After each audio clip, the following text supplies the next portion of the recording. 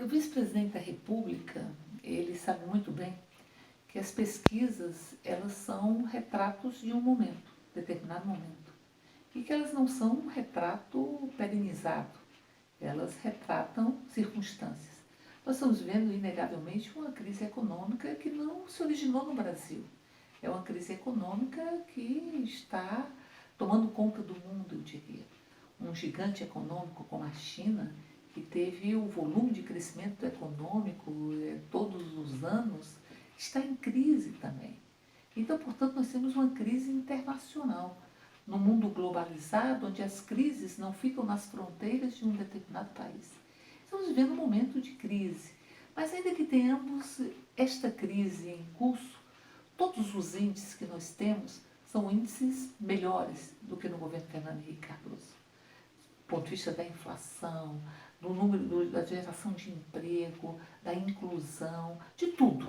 Em todos os índices que nós podemos deitar o olhar, nós, neste governo, temos índices melhores do que no governo Fernando Henrique Cardoso.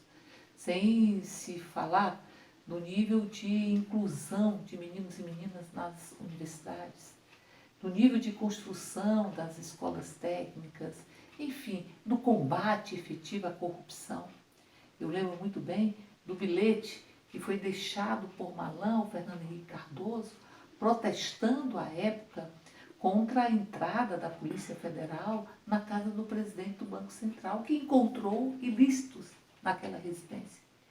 E o ministro da Fazenda, Malan, dizia e mandou o bilhete Fernando Henrique: assim não dá, é preciso falar com o ministro da Justiça, falar com o Procurador-Geral da República, que foi indicado por Fernando Henrique Cardoso, embora não tenha sido o primeiro a ser votado na lista tríplice feita pelo próprio Ministério Público.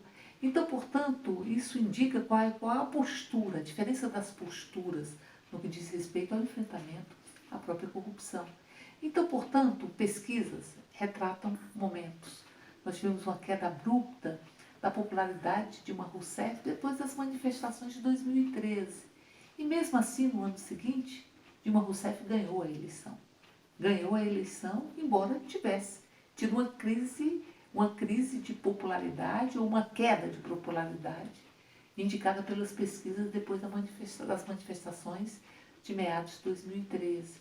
Para além disso, neste país, ninguém deixa de ocupar um cargo que foi alçado pela democracia, pela eleição direta, pelo voto da população.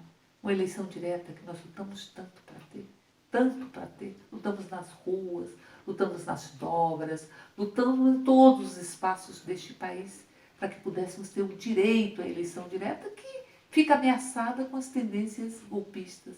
Mas ninguém nesse país deixa de ocupar a presidência ou qualquer posto em função dos índices de popularidade que, como eu disse, retratam o momento e não são perenes.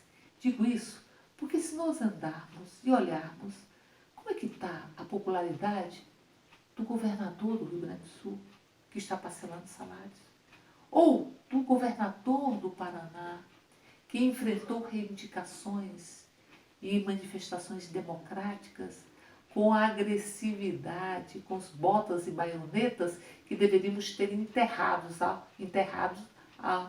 ao enterrarmos a ditadura militar.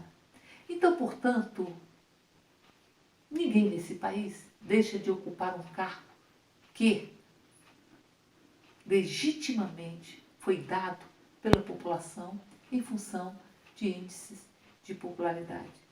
Se fosse assim, Fernando Henrique, no último período do seu segundo mandato, não teria concluído este mandato, porque tinha também índices de popularidade absolutamente rebaixados. Então, portanto, as medidas necessárias para que nós saiamos da crise econômica estão sendo tomadas. A democracia está sendo preservada. As manifestações são asseguradas. A corrupção está sendo combatida. Os recursos que foram solapados desta nação têm sido devolvidos aos cofres públicos. Nós estamos superando os momentos de dificuldade. Por isso, Não tem sentido que ninguém, e muito menos quem compõe o governo, quem é vice-presidente do governo federal, possa dizer que os índices de popularidade podem encurtar os mandatos. Isso não faz parte da democracia.